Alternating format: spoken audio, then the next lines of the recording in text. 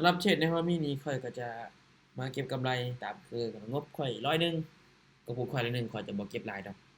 ถ้ามันพลาดเนาะเรียนกันติดกันนี่เนาะฮู้แหละในทางหน้านี่มันเทรดบ่ได้แล้วคืองบ100นี่เก็บกำไรถ้าถามว่าข่อยเก็บกำไรมันบ่คือกับคนอื่นดอกเนาะเก็บนี่แล้วก็เดินเงินก็บ่คือกับคนอื่นเทรดในแต่ละมื้อก็ได้อันนี้นี่เวลาจะเข้าเทรดงบส่ำนี้ก็อย่ามันแต่ว่าเฮาเบิ่งตลาดอันนี้จะเล่นตามตลาดถ้าตลาดงามจะเก็บหลายเลยได้อะไรอีหลีพุ่นน่ะถ้าตลาดบ่งามนี่บางทีอาจจะเทรดน้อยแต่ว่าพลาดแหละตามเบิ่งว่าตัวเองไปต่อบ่ได้อันนี้จะหยุดแหละอันจะบ่เทรดเลยในมื้อนั้นแต่ว่าจะเข้าบางช่วงจอบเอานะจะน่ะเทรดกลับอย่างมื้อนี้บ่มาเดี๋ยวจะเทรดกลับมาเดี๋ยวเราจะวิเคราะห์ในกราฟนี้เด้อโอ้ดอทคอยนะเนี่ยว่าจะเทรดดอทคอยเนี่ยกับซุยเดี๋ยวเบิ่งค่อยเบิ่งซุยกับดอทคอยกันเด้อซุยกับดอทคอยเห็นบ่ก็อยากขายคือกันเลยแต่ละกราฟมาแล้วเดี๋ยวเราจะเทรดในซุยเด้อเทรดเล่นซุยเด้อไอ้น้องเด้อเอาเทรดเล่นซุยเด้อโอ้แต่ว่ามันขายคือกันนะโอเคเอาย้ายดอทคอยนี่แหละจะเทรดดอทคอยเด้อดอทคอยเอาออกกราฟพวกนี้เพราะว่าอันนี้ตีเสร็จแล้วมาเดี๋ยวจะเข้าดอทคอยเด้อ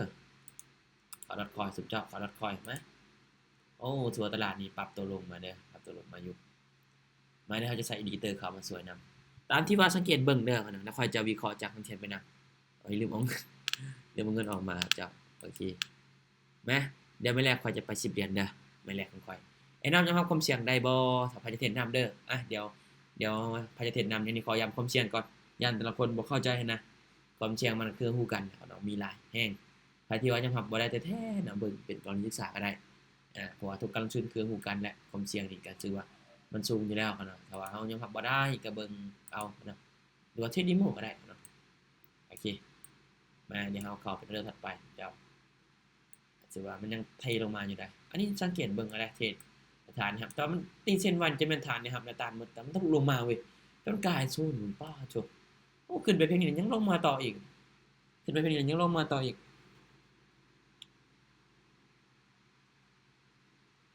นะเดี๋ยวเราจะเข้าโอ้ขึ้นปิดแดงปิดชะน้อยเถอะเนาะโอ้แสดงว่าลงมาต่ำในราคานี้เนาะในราคานี้ไอ้น้องเอ้ยต่ำนี่สุดนี้ดีดีเดี๋ยวเบิ่งก่อนเด้อแท่งตัวนี้แท่งตัวนี้ปึ๊บแท่งพอดีตัวนี้ก็เริ่มใกล้เข้าหากันแล้วว่าจังได๋ทางนี้โอเคในจุดนี้เด้อฝั่งในมีแฮงซื้อแฮงขายหลายกว่าโอเคซื้อเด้อนี่เด้อซื้อเลยเด้อในส่วนนี้ขอซื้อขึ้นไปสนใจเด้อโอ้แต่ลงมา2ท้ายคืนไอ้น้องเอ้ย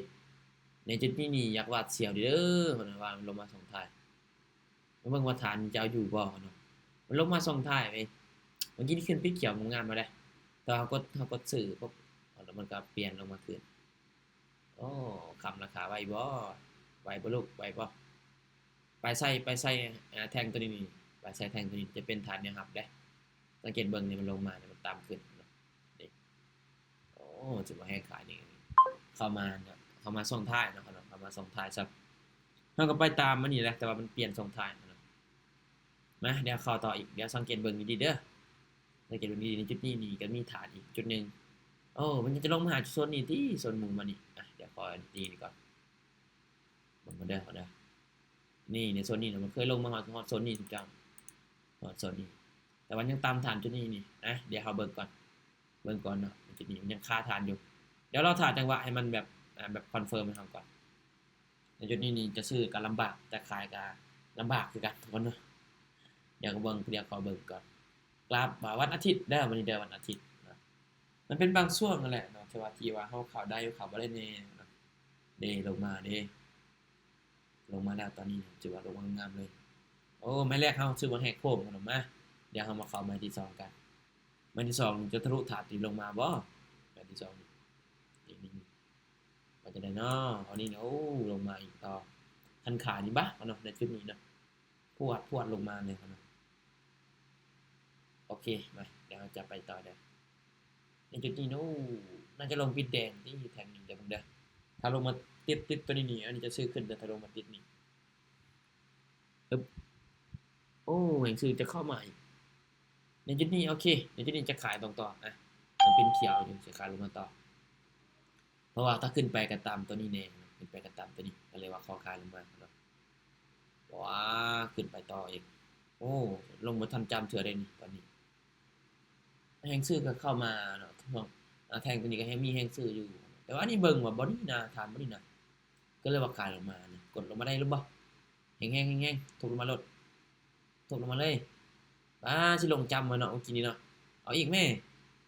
เพิ่มแฮงๆแม่ลูกอุ๊ยเนาะเมื่อกี้นี้สิลงเป็นจำมาแล้วยังบ่ทันลงเทื่อเนาะกินน้อยเดียวซื่อน้อยเดียวเนาะน้อยเดียวเนาะน้อยเดียวไปยังก็ยังลงบ่ลงให้เทื่อโอ้เนาะตลาดนี้เนาะมันยังกะล็อกกะแลกครับไฟนะเจ้าจุดนี้ น่าจะเป็น3เขียวนี่3เขียวนั่นเด้มาได้ปรับเงินไปอยู่ที่10เหรียญแหละบ่ไปหลายดอกอาปรับเงินที่10เหรียญเดี๋ยวเบิ่งไม้นี้ก่อนเด้อเดี๋ยวไม้นี้ก่อนเอาไม้นี้เด้อโอ้ไม้นี้ขอเบิ่งก่อนอีกทีหนึ่งโอ้แฮ่งซื้อลักษณะแฮ่งขายได้เลยในจุดนี้นะครับเนาะอย่าไปซื้อต่อบ่ครับเนาะในกราฟของ Dogecoin เด้อตอนนี้เด้อเดี๋ยวเราเข้าไปออเดอร์ถัดไปครับเนาะเวลาตลาดมันดิ้นมันจะปรับเปลี่ยนทรงท่าครับเนาะก็คือคันสิเว้าก็ คนที่จะเข้ามาถาซื้อถาขายนี่เขาเจ้าเข้ามาแต่คันสิเว้าก็เขาเจ้าก็เข้ามาอยู่แต่ว่าเขาทุ่มเงินนะในช่วงนั้นนะในเขาเรียกคั่วใช่นะบาทเดียวคันต่อสู้กันนะในช่วงนั้นน่ะคือคันลักษณะกันซั่นแหละเขาเจ้าจะเฮ็ดให้ตลาดที่ว่ามันแบบสวิงนั่นนี่นะเดี๋ยวจะเข้ากันต่อเด้อถือว่าเป็นแดงแล้วนะ3เขียวเนี่ยเป็นแดงจุดนี้ขึ้นไปตามจุดนี้บ่โอ้แฮ่งซื้อมาเต็มขนาดนี้จุดนี้โอเคมากบริเวณนี้เนาะตามที่เบิ่งเนาะถ้าว่าตัวเองไปแท่งเทียนนี่โอเคมาตัวนี้จัดซื้อเลยครับเนาะโอ้ยามันครับเนาะมักกด2เอาเด้อนะครับบางทีเวลาเฮาออกมักกด2เอาเด้อไอ้น้องเคยเป็นบ่เคยเป็นบ่เวลาเฮากดแล้วมันจะมักกด2ออก2เอาเด้อนะเคยเป็นบ่แต่ละคนบางคนก็ลืมปรับเงินได้บางคนเนาะไป10เหรียญเลยบางคนก็ได้บางคนก็ลืมแบบลืมโอ้ลืมมันบางทีเฮามีต้นทุนที่แบบ10 20เหรียญนะแล้วไป10เหรียญ2เอาเด้อหมดเลยถ้าวินก็ใครอยู่เนาะถ้ามันวินสุดยอดเนาะแต่ถ้ามันวินนี่ห่วยเนาะอยากหนาวกันได้พุ่นเนาะมาจังได๋ก็วินนี่แหละพุ่นเนาะอันนี้เฮาตามซื้อแล้วเนาะแต่จุดนี้ยังขึ้นบ่ทันสุดเทื่อมาแฮ่งซื้อกระชากราคาขึ้นไปค่อนข้างว่าแฮงเลยพุ่นเนาะคูยพุ่นเนาะโอ้นิ่งๆให้ก็บ่มันสร้านิ่งงฮะมันสร้างเป็นแนวโน้มขาขึ้นแล้วโอ้กด2เลยนะว้าสุดเจ้าเอ้ยข้อยอยากยอมเลยสุดเจ้าว้าเนาะขึ้นไปยังลงมาอีกเนาะขึ้นบักหญ้ายังต่ำราคาลงมาคืนป๊าโชมาเขาอีกพุ่นน่ะเขาอีกน่ะอย่าเบิ่งก่อนเด้อในจุดนี้เด้อในจุดนี้นี่ยังขึ้นบ่ทันจำเทื่อว้าไอ้น้องอันนี้เงินเมื่อกี้นี่1วิเนาะพุ่นน่ะลงมาขึ้นโอ้ตายๆๆๆเจ้าเอ้ยเดี๋ยวอันนี้บ่ขอเบิ่งคืนเด้อเพราะว่ามันเข้าๆแล้วมันก็ถึงจุดเฮาแล้วได้แต่มันสวิงอะนะมันสวิงอะนะมันจะดิ่งลงมาคืนพุ่นเนาะเพราะที่ว่าส่วนในไม้เมื่อกี้นี่น่าจะบินไปพุ่นเนาะอาจจะว่าเทรดก็ได้เนี่ยเขาเนาะสวิงน่ะนั่นดึดๆๆๆมันค่อยขึ้นค่อยลงค่อยขึ้นค่อยลงอยู่เด้อสลับนี่น่าจะเป็นแนวโน้มสลับที่เนี่ยโอ้ปิดแดงพุ่นน่ะปิดแดงไปขายเมื่อกี้นี่งาม ไปซื้อก็ต้องบริหารเงินต่อคือข่อยเนาะพ่นเนาะบางทีไป2ออเด้อพุ่นเนาะสิมาเบิ่งเด้อตัวนี้น่ะเคยขึ้นไปฮอดตัวนี้เนาะแต่ว่าลงมาคืนมาเนี่ยโซนนี้เด้อเนี่ยโซนนี้จะอยู่ในกรอบราคาน้อยๆอยู่โอเคตัวนี้ขาลงมาอีกพ่นเนาะขาลงมาเด้อโอเคขาลงมาพ่นเนาะขาลงมาอีกขาลงมาผมจะเอาในจุดนี้เพราะว่ามีแฮ่งขายเข้ามาหลายอยู่ในโซนนี้ โอ้ยอย่าฟ้าวแม่โอ้แฮ่งซื้อก็ปฏิเสธราคาอีกเจ้าแต่จุดนี้แฮ่งซื้อเข้ามาส่งท้ายน้องในแท่งตัวนี้นะเฉพาะแท่งตัวนี้นี่มันจะมีแฮ่งซื้อเข้ามาแต่ส่งท้ายนี่ต้องเป็นปลายไส้ที่มันจงช่วงนั้นมันเป็นแท่งที่มันลงอะนะทุกปลายไส้นี่จะเป็นแฮ่งซื้อคนที่ถาซื้ออยู่แล้วนี่คนพวกนี้ไอ้น้องให้เข้าใจง่ายๆเลยแท่งเทียนตัวนี้นะเพราะว่าคือลักษณะถ้าแท่งเทียนมันขึ้นไปเนาะคนนี้เป็นจังซี่น่ะมันจะเป็นแฮ่งคนที่จะถาซื้อมีหลายแล้วแบบนี้เลยบ่ มันจะมีคนขึ้นพุ่นเนาะโอเคถือว่ายังได้อยู่พุ่นเนาะถือว่ามีคนก็เข้ามาซื้ออยู่แต่ว่าแฮ่งขายสิหลายกว่าโอ้ลิ้นในกรอบราคาน้อยๆนี่เว้ยมาซั่นเดี๋ยวเรามาตีเส้นจับจุดใหม่อีกเทื่อหนึ่งในจุดนี้3แท่งจุดนี้จะเป็น4แท่งเรามาพักตัวจุดนี้เด้ออันนี้ตามที่เบิ่งอึ๊บขึ้นไปต่ออึ๊บโอเคจุดนี้ขายลงมาขายลงมาต่อเนี่ยจุดนี้ขายลงมาน่าจะเป็นแท่งพักตัวแหละคือแท่งตัวนี้มันจะลงมาต่อเนาะตามที่อันนี้เบิ่งเด้แต่ที่วิเคราะห์แตกต่างกันก็สามารถส่วนลดกันเนาะตามที่อันนี้เบิ่งคันใช่ว่าเนาะ2แท่งตัวนี้เนาะเอามาใส่กันนี่แฮ่งขายยังมีหลายกว่า แต่ว่าแท่งตัวนี้มันเป็นแท่งเดียวนี่พอมันก็เกิดขึ้นเมื่อกี้นี่คันว่าเปรียบเทียบใส่2แท่งนี่แห่งขานจะหลายกว่าเกมก็เลยว่าขอขายลงมาจังอีดิเตอร์นี่ก็จะฟ้าวยับเข้ามาแม่อย่าฟ้าวไม่ลูกอย่าฟ้าวแม่อย่าฟ้าวเถื่อลงมาได้บอกทุบแห้งลูกปึ๊บออกขึ้นคนเนาะขนมกินนี่มันขึ้นเว้ยมันลงมาแต่ขึ้นไอ้น้องป้าตลาดนี่ก็ได้เอาใจยากให้คนได้ตอนนี้ได้เดี๋ยวมันจะยากก็ได้ทันเชน TX เนี่ยบ่คิดยังหลายของทันเชน TX เนี่ยแท้นะคนเนาะทันเชน TX เนี่ยบ่คิดยังหลายจังเนาะไปเบิ่งเด้อในโซนี่นี่มีแฮงซื้อเข้ามาอยู่โอ้นี่โลนี่โอเคคนเดียวขอผ่านก่อนซะแต่ขอผ่านก่อนมันจะเข้ามาส่งท้ายนะคนเนาะมันจะเข้ามาส่งท้ายเว้ยเมื่อกี้นี่เป็นตาปิดแดงแหละก็บ่ปิดให้เนาะเป็นตาปิดเขียวก็บ่ปิดให้เนาะลักษณะจังซั่นนะแต่ว่าท่านี้ท่านั้นไอ้น้องก็ต้องเบิ่งคือกันเด้ฐานเนี่ยกระตานสำคัญเลยเวลาเทรดเนาะที่ว่าเข้ามาส่วนในความมีนี่ก็อาจจะมีกำไรอยู่เนาะเพราะว่าตลาดนี่มันสวิงเนาะก็ต้องเทรดตามก็ได้ก็ต้องเทรดตามก็ได้มาเนาะเดี๋ยวเฮาเข้ากันต่อเด้อเข้ากันต่อเดือนถัดไปเนาะแล้วเข้ากันต่อเดือนถัดไปอีกแป๊บนึงเนาะโอเคมาเดี๋ยวเข้ากันต่อเดือนถัดไปทุกเจ้าโอ้สิว่า1ครับผมไปอยู่ประมาณนี้โอ้เธอมีฐานด้านลมทุกเจ้ามีฐานด้านลมที่นี่ก็มีแฮงซื้อเข้ามาอีกเว้ยโอ้แฮงขายกดราคาอีกเห็นบ่ไอ้น้องมันลิ้นแบบลักษณะจังซ่า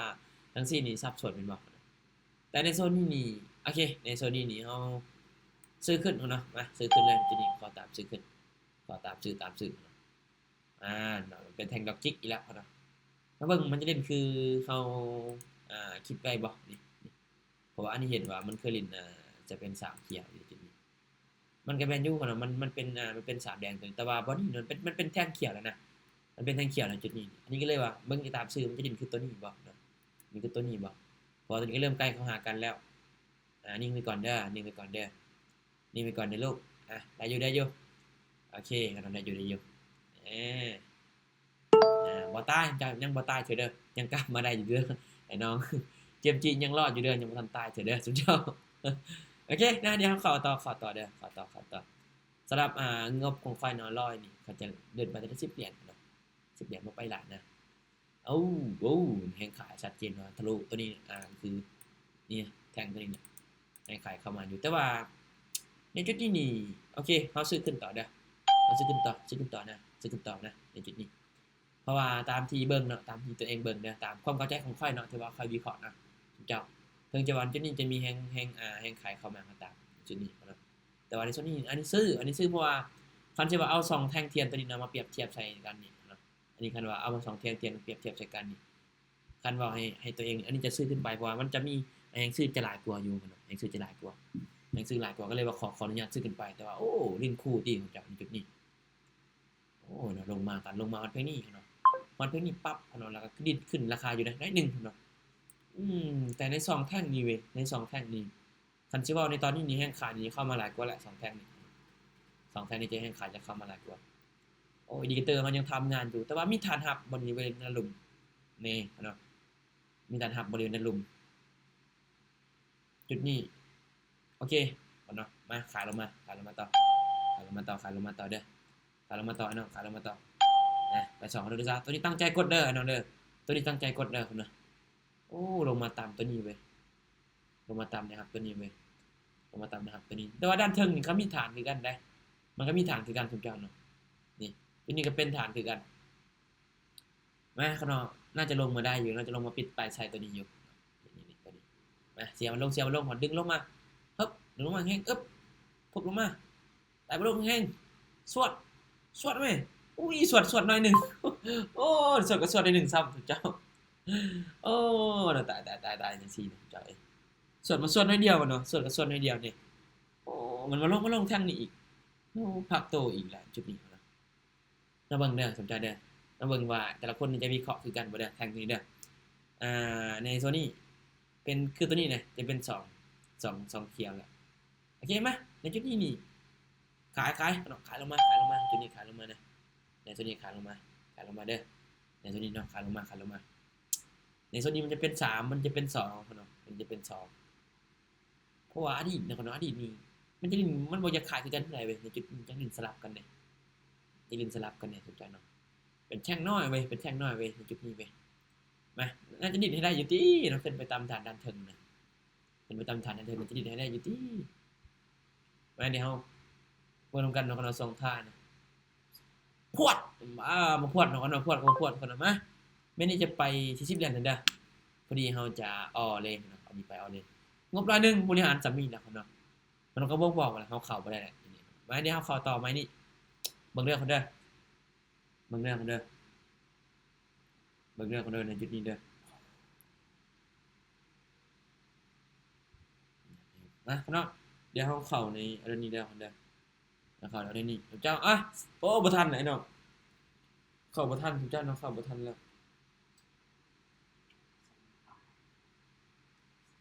เข้าบ่ทันแล้วพี่น้องเข้าบ่ทันแล้วมีคนเข้ามาสวนบ่คนอันเข้ามาสวนนี่กำไรงามแล้วก็ต้องไปพลาดหลายเติบเลยนี่ไปพลาดหลายเติบนี่บ่ไม่นี่ก็พลาดแต่ว่ามันจะมีไม่ที่วินเนพลาดเนี่ยแต่ว่ามันบ่ได้เรียนติดกันนะ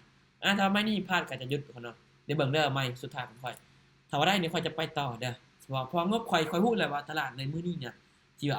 เอางบมานี่ก็ถือว่าตัวเองยอมรับได้เนาะงบ100เนี่ยก็ถือว่าโอเคแล้วสำหรับค่อยที่ว่าเสียไปก็ถือว่าซื้อประสบการณ์อีกมื้อนึงเนาะเดี๋ยวมื้อนี้จะเข้าเด้อมื้อนี้จะเข้าไปเด้อคนเนาะมื้อนี้อินเลยคนเนาะอันนี้อินเลยเด้อแห่งขายเข้ามาอยู่เนาะจุดนี้แห่งขายเข้ามาอยู่ได้แห่งขายเข้ามาอยู่แต่ว่าตามในจุดนี้เว้ยโอเคซื้อๆก่อนหน่อยจุดนี้ขอซื้อเด้อจุดนี้ขอซื้อขึ้นไปสมใจเนาะโอ้แห่งซื้อกดราคาขึ้นไปของค่ายเนาะเนาะมันก็บอกว่าจุดนี้มีแห่งซื้อคนเขาซื้อนี่เข้ามาหลายเนาะสมใจจังได๋ก็ขึ้นไปเนาะเนาะในจุดนี้เนาะมันใจเสียเท่ากันสมใจเนาะเสียเท่ากันขึ้นไปแห่งเจ้าทะลุฐานขึ้นไปเลยขึ้นไปหาพี่ด้านเทิงพี่นะโอเคเราขึ้นไปยาวขนาดนี้โอเคเราขึ้นไปยาวๆในจุดนี้ยาวๆเลยแห่งซื้อเข้ามาเนาะแห่งซื้อเข้ามาแบบไปรูปแบบเลยจอเนาะโอ้นิ่งไว้จุดนี้นิ่งไว้ลูกนิ่งไว้เด้ออึ๊บคุยโอ้คนยาวโอ้ตายสุดยอดเนาะโอ้ยได้ดีในสุดตลาดมันจ้องอาจารย์แคบขึ้นขอดูแคบลงทัดตายตลาดต้นทางตลอดเลยยอมเด้อแบบนี้ว่ามันยอมเด้อแบบนี้โอ้ตายนี่บอกมึงจะฮู้บอกว่าตลาดต้นทางตลอดแน่ๆเนาะเวลาเขาซื้อแล้วมันจะลงเนาะเวลาเขาขายแล้วมันจะขึ้นไปก็ตายเมื่อกี้มีคนขายบ่เมื่อกี้นี่น้ำขายบ่ค่อยขายค่อยดูแคบลงเจ้าแคบขึ้นอยู่ปวดหัวอยู่มันลงสุดท้ายตึ๊ดเดี๋ยวไผสิขายเอากินแม่นบ่คือเชื่อจังซี่เนาะโอ้ตายสุดยอดเนาะขึ้นบักยาวเนาะป๋าลงมาเสยโอ้คนเนาะตลาดตอนนี้นี่คันสิเว้ากับมันสร้างทันหลายนะสุดยอดเนาะมันสร้างทันหลายในจุดนี้ก็ได้นี่โซนแนวเข้าตามในราคานี่เนาะนี่ในราคาตัวนี้นะในราคาดีมากตัวนี้นะมันตามแบบปั๊บลงมาซ้ำโอ้มันก็ขึ้นจบเจือได้เนาะไม่แรงขึ้นจบเจือได้ขึ้นไปยาวจนทะลุตัวนี้เลยเนาะจนทะลุฐานตัวนี้ขึ้นไปแล้วเชิญเนาะมันตามตัวนี้เนาะลงจ้อยเนาะส่งท้ายโอ้อันนี้ยอมเลยมันอันนี้แหละสาเหตุที่บ่อยากเทศในการออเดอร์บางทีนี่น้องก็น้องลองซื้อเดี๋ยวมันสิเป็นจังได๋มันเป็นเหือแตกว่ะเมื่อกี้เหือแตกโอ้ตายแล้วไม่ได้เหือแตกเหมือนกันเนาะเหยียบเลยซื้อบ่นี่2 3 2โอ้ยบ่ต้องเทศเด้ออันนี้บ่ต้องเทศเด้อ3อีกเศร้าอันนี้เศร้าเลยอันนี้แหละสาเหตุที่บ่มักเทศกาผมนี่เป็นหยังจริงข่อยมื้อนั้นเนาะข่อยลองข่อยอยากให้ไอ้น้องฮู้ว่ามื้อนั้นน่ะที่ข่อยเทศ TX นี่ย้อนนี่แหละ TX นี่มันสวิงอยู่ได้แต่ว่ามันเป็นซิกเนเจอร์ของมันเนาะนี่ข่อยมักเทรดน่ะ TX นะส่วนหลายนี่ข่อยจะได้กำไรหลายนี่คือมื้อนี่เดือนก่อนๆนี่ข่อยได้กำไรย้อน TX นี่แหละข่อยได้กำไรนะกำไรหลายจังได้ TX นี่เวลาตอนอิดน่ะกำไรข่อยน่ะมีแต่600นะ600รวมๆแล้วนะแต่ว่าเทรดไปเทรดมาพีคท้ายเดือนป้าชมพอ แบบข่อยไปมาใหญ่นะข่อยไปมาใหญ่ในเทรด TX มันถึงช่วงที่มันสลับเนาะซาวปลายแท่งมันสลับอันนี้จะพูอันนี้มันสลับกับยามันตามมันเลยเนาะมันขึ้นไปบักยาวสับปวดเฮาขายลงมาบักยาวเอาขายลงมาน่ะมันขึ้นไปอย่างสับปวดเฮาซื้อมันลงมายาวสัดขึ้นจวดเนาะโอ้นี่มึงตายก็บอกเก็บเลยนี่ขอไปเด้อเนาะอันนี้เก็บเลยในมือนั้นน่ะอันนี้แหละอันนี้ได้กำไรย้อน TX วันเสาร์อาทิตย์อันนี้เทรดมื้อนั้นน่ะเฉพาะมื้อนั้นน่ะอันอยากลองเก็บอีกเพิ่มเติมนะเพื่อให้มันฮอดนะแต่ว่าคราวนี้โอ้ได้หลายแห่งจอค่อยจะดีใจบ่ฮู้สิดีใจจังคักคน TX นี่แหละค่อยมักเทรดเนาะกับอื่นนี่คันวันเสาร์อาทิตย์นี่โอ้ยเนาะอันนี้ยอมเลยสมเจ้าอย่างยอมถ้าเป็นวันมื้ออื่นมื้อใหม่นี่พอโอเคอยู่ได้มื้อใหม่แต่ว่า TX นี่มันจะเทรดง่ายนะสำหรับตัวเองคิดว่ามันก็บ่ได้วิเคราะห์อีหยังยากนะมีแต่เฮาพยายามจับรูปแบบแท่งเทียนให้มันได้แล้วก็เบิ่งตลาดที่ว่ามันกำลังจะดิ้นในตอนนั้นมันจะดิ้นแล้วก็เฮาเบิ่งอดีตนำเนาะเบิ่งอดีตนำทุกจังมีแต่มันสำหรับการพลาดน้อยเนาะพลาดก็พลาดบ่หลายดอกแต่ว่าเฮาเข้าถึงช่วงจังหวะมันการตื่นก็มันก็คล้ายๆคือกันแหละแต่ว่าคันสิเว้าเนาะแต่ละคนก็บ่ถนัดเนาะแต่ละคนก็บ่ถนัดที่ว่าแตกต่างกันนะแต่ว่าอันนี้นี่อยากลองเบิ่งเนาะลองเบิ่งก็ได้เทนิโมลองเบิ่งแม่เนาะบ่เชื่อบางทีน่ะมันจะเอากำไรบ่ต้องลุ้นอีกทุกจังเนาะมีแต่มันดิ้นแป๊บๆบางทีบ่เป็นตาวินก็ยังวินนะเนาะอันนี้เทรดแล้วนะอันนี้เทรดนะคักสุดเนาะ TX นี่เทรดนะอันนี้ว่าโอ้คักนี่จังมักเทรดนะ TX เนาะเนาะสำหรับเฮาก็มื้อนี้นี่ชื่อว่าลบตามเป้าแล้วลบตามเป้าเนาะลบตามเป้าเนาะอันนี้ก็จะพักผ่อนแล้วบ่เทรดหลายเนาะยอมกันเนาะเนาะขึ้นบักยาวเนาะซัดพวกมานี่เนาะโอ้ขาตัวอื่นน่ะยอมโอเคเนาะเดี๋ยวอันนี้เดี๋ยวแป๊บนึงเดี๋ยวอันนี้จานนี้ก่อนมีคนถามว่าเฮ็ดลงช่องแน่ว่าซั่นเฮ็ดลงช่องได้ยังเสียบ่ได้เฮ็ดลงช่องก็ได้นะมาเดี๋ยวค่อยก็มีพาดคือกันเนาะแต่ส่วนหลายนะคลิปที่ว่าค่อยเสียค่อยบ่ได้สู้อารมณ์ปานใดค่อยลงแต่คลิปก็ได้เนาะแคปไว้เดี๋ยวจะเฮ็ดคลิปเฮ็ดคลิปเด้อในช่องแอปแดงเขาเบิ่งได้เนาะรีแอคชั่นที่ว่าเฮาเฮ็ดในปัจจุบันนี้เบิ่งตัวเองก็ได้เนาะโอ้ตายเนาะสลับโอ้ Bitcoin ก็ลงหลายเด้นี่ราคา Bitcoin ลงมา 80,000 เนาะ 80,000 กับตอนนี้นะโอ้ลงมาหลาย 88,000 กับ 200เนาะมันก็เริ่มง่ายๆไปได้มันก็ง่ายไปได้นี่ตลาดนี่ก็งามแต่ว่าโอ้มันดีดช่วงท้ายนะเจ้ามันดีดช่วงท้ายอันนี้ยอมแต่ช่วงท้ายแล้วมันดีดนะมันดีดวินคะแนนดีดบ่วินนี่แหละเนาะอันนี้ก็เลยว่าโอเคเราจะ stop loss ซำนี้แหละเนาะอันนี้ก็จะตั้ง stop loss ซำนี้แหละเพราะอันนี้เทรดจังได๋ก็เฮาแหละไปต่อนี่ก็คือแจ็บเนาะเสื้อข่อยเจ้าถ้าไปต่อก็คือแจ็บเลยพังที่เฮาออกไม่แรกไม่2ไม้นั่นก็ยังพลาดเนาะคันไปต่อนี่โอ้แล้ววับเจ้าเสื้อข่อยงบที่ว่าพวกเจ้ามีอยู่ตอนนี้นั่นคิดว่าหลายเงินที่ว่าเฮามีหลายนี่มันบ่สามารถที่จะหมดได้อย่าเจ้าถ้าว่ามันช่วงที่มันดีจังซี่นี่อย่าเทรดแนะนำอย่าให้เทรดมันมีแต่ว่าพยายามเข้าไปเทรดดิโมแล้วศึกษาเบิ่งก่อนก็ได้เนาะเบิ่งเขาเจ้าเทรดก่อนก็ได้นะมันก็บ่เสียหายดอกมีแต่ว่ายังแนะนำให้เพิ่มเติมเด้อถ้าเจอตลาดสวิงนี่ลองเทรดดิโมเบิ่งก่อนลองเทรดดิโมเบิ่งแต่ว่างบข่อยเอามานี่งบละนึงข่อยบ่เอามาหลายเด้แต่เทื่อเขาเทรดงบ200 300แม่นบ่ข่อยเทรดในแต่ละเทื่อคันที่ว่าเขาข่อยก็น่าจะเข้าใจน่าจะเห็นว่าเตงเอางบมาประมาณนี้แต่รอบนี้มื้อนี้ก็พอเอาที่ว่าเตงยอมรับได้สำหรับ100นึงนี่ก็โอเคแหละศูนย์เสียซำนี้ก็โอเคก็ถือว่าซื้อบ่เทียนในมื้อนี้อีกมื้อนึงพุ่นเนาะโอ้นี่เห็นว่ามันก็ลงง่ายได้บัดช่วงเข้านะเนาะเข้าเนาะเฮาซื้อแล้วออกลงมาเนาะสังสังเกตแท่งนี่แหม โอเคเนาะมีหยังจะถามบ่ไอ้น้องสามารถถามเด้อสามารถถามได้ทุกเจ้าสามารถถามขึ้นได้เด้อน้องเด้อพายังถามยังสามารถถามได้เพราะว่าอันนี้นี่ก็ถือว่าสุดความสามารถเนี่ยพาที่ว่าจะลบกะยามันเนาะลบกะยามันบ่ต้องแบบที่จะว่าแบบมันจะเอาคืนเติมหมดแล้วเติมเข้ามานะอย่าเด้อไอ้น้องเด้อนี่นะค่อยก็หมดก็ค่อยก็บ่ซีเรียสดอกเนาะมันก็บ่เกี่ยวว่าอันนี้นะแต่ว่าเฮาฮู้ทางนี้ถนัดแหละเพราะว่าเฮาเทรดนะคันว่าเฮาพลาดประมาณนี้เฮาไปต่อจังได๋ก็เสียน้อยเนาะดีกว่าเฮาจะเสียหลายเนาะเอาที่ตัวเองยอมรับได้เอาที่ตัวเองว่าไหวเอาที่ซะเนาะแม่นบ่เนาะบ่เอาต้องแบบจนหมดเด้เจ้าเทรดนะอันนี้คือว่าตามเป้าแหละเสียก็เสียว่าเป็นตัวอย่างให้ไอ้น้องเบิ่งแหละว่ามื้อนี้เป็นจังซี่เด้อนำเด้งก็ได้บ่มื้อนี้นะกำไรอยู่บ่มื้อนี้เทรดหรือว่าลบอยู่93อันนี้นี่ก็ถือว่าตามเป้าเลยเด้มีหยังถามสามารถถามได้น้องเด้อสามารถถามได้เนาะถามเลยถ้าอยากถามหยังแต่ละคนก่อนออกบ่ลองเล่าเบิ่งก่อนจังฮะออกอีกวัน ก่อนออกอาจารย์บ่ลองเล่าเบิ่งก่อน เออ ว่าเราซื่อๆแบบอืม โอ้เบิ่งกราฟนี่ป่ะแล้วก็เดาเอาสิว่ะ นั่นแหละ สัญญาณจักซ่าสัญญาณว่าจักซ่าอ่ะเนาะสำหรับข่อยก็ประมาณนี้แหละพ่นเนาะก็บ่ได้มีหยังหลายคันว่าลบก็ลบเป็นบทเรียนแล้วมื้อนี้พ่นเนาะตลาดมื้อนี้ก็ถือว่ากำลังศึกษาว่ามื้อนี้โอเคดีชมเชยเด้อชมเชยทุกคนนะแล้วทุกคนเนาะที่ว่าภาคศึกษาในตอนนี้ก็ชมเชยทุกคนเลยว่าจะเป็นคนใหม่หรือคนเก่าก็ยังมักมีการเรียนรู้อยู่ตลอดเวลาเนาะอันนี้ชมเชยได้ใครที่ว่าตั้งใจนี่นะเฮาเฮ็ดหยังก็คันว่ามันบ่สุดนี่พ่นเนาะคือเขาเว้านะพ่นเนาะนำบ่ฮอดเนาะต้มไข่ก็บ่สุกพ่นเนาะคือความพยายามเฮาแหละ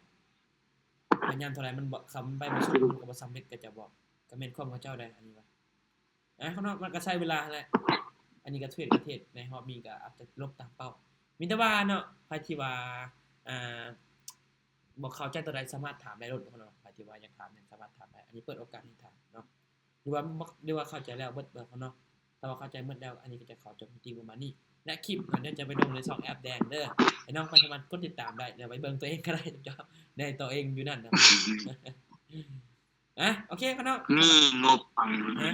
งบหาเดือนนี่เทรดเลยไล่ไปหม่านหานี่บัดสิมาเอากำไรใหม่ในมื้อใหม่ผัดเบิด มืดว่ะอ่า อืม มืด คือพยายามว่าเก็บตังค์แต่ละ2เดือนเพราะว่าเฮามีงบน้อยนะเสีย2 3เสีย2 3มันก็เสียเด้คุมื้อจนเบิดนะ งบน้อยนี่คันว่าเนาะมันก็เสี่ยงแน่แหละมันก็คันสิว่างบก็เกี่ยวคือกัน เสียงดี แม่ นะ นคันว่าตลาดมันงามถึงทั้งสองมีคนใดมีทีมงานใดน่ะทีมงานน่ะเขาจะปั้นน่ะ TRX น่ะถ้า7เหรียญแล้วปั้นน่ะลองปั้นเบิ่งไปฮอด 1,000 เหรียญป๊อดเฮ็ดได้จังได๋อันนี้งึดเลย อันนี้โอ้จะเฮ็ดได้จังได๋อันนี้ถามเรามีสูตรนะบอกกันแม่ว่า เรากลัวก่อน เติ้งอีหลีทีมงานบางคนน่ะเขาเจ้าปั้นก็เติ้งแต่ว่า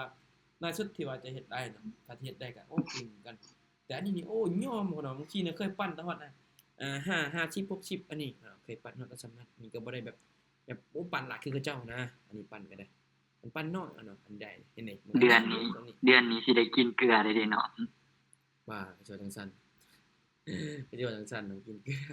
เฮ้ยบางมื้อก็นี่แหละนี่ก็คือกันอันนี้ก็ได้ก็เสียกันอันนี้ก็บ่ได้เสมอไป